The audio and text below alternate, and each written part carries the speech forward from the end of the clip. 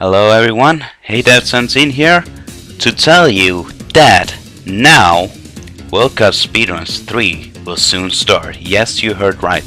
We are about, or not we, but this time I am about to start World Cup Speedruns 3. Now, to say how it is, it's been a little dead lately, and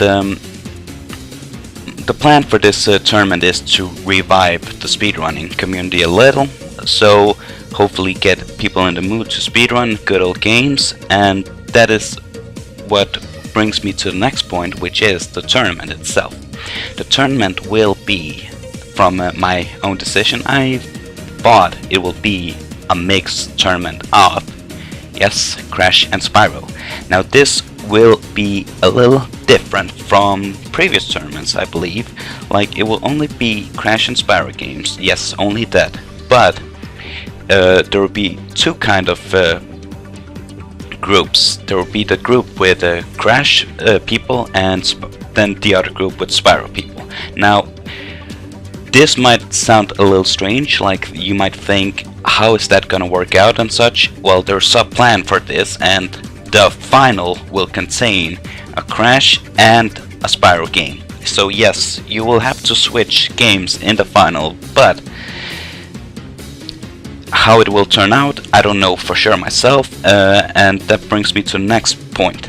The format of the tournament will be depending on the amount of participants. Now, I don't know how many will sign up for this. Like, today it is the 9th of November when this was recorded, and sign-ups will go on till the, I believe, the 20th. Yes, the 20th of November. So on the 20th November, the tournament will begin, and you don't really need to worry about anything. No, trust me on this. You just, if you feel like speedrunning Crash or Spyro games, you just sign up and say what country you want to represent, and if you want to do only Crash games or if you only want to do Spyro games, because it's only the final you will have to worry about if to do both games in the same round. This is very important to say as well, because if you pick Crash, then you're on the side where only you can play Crash games. You can't play Spyro at all then. And if you pick Spyro, you can only play Spyro. So my idea right now is that the top two, I think, of Crash gamers will be in the final versus the top two of Spyro gamers, and then we will try to make it an equal final as possible. More details will follow as we progress in the tournament, so think about this very carefully. If you pick Crash, you can only play Crash until the final, in case you reach that far, and the same goes with Spyro. So it will all depend on how many decides to participate. I don't believe the goal will be at least 16, but I don't believe I will set any limit. If you sign up, then I will do my best.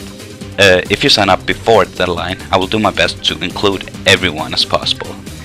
In a very small case, then you might be set as a replacement, so sign up as fast as possible.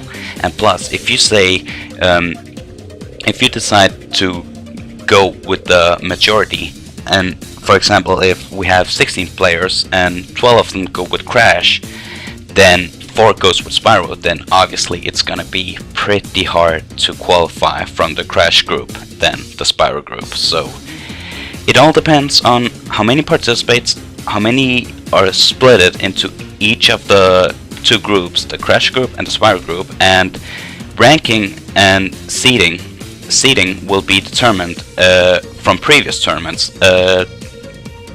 Those who will be seeded for the Crash group will depend on their previous results. If they're new, then you're not going to be really seeded that well. But if you participated in the two previous IAS tournaments for Crash and OSS, then you will be seeded from your best result, and so goes with Spyro from the 3 previous IAS tournaments only. So much more about the rules will follow along with the week on the Wikipedia, which I will put in the description. You can always check that out. Any questions asked, or if any questions at all, feel free to comment in the comment section. And yes, I hope this sounds interesting, and this is some kind of new format. So I hope and will wish you all good luck, and hope to see you in the tournament. Bye bye.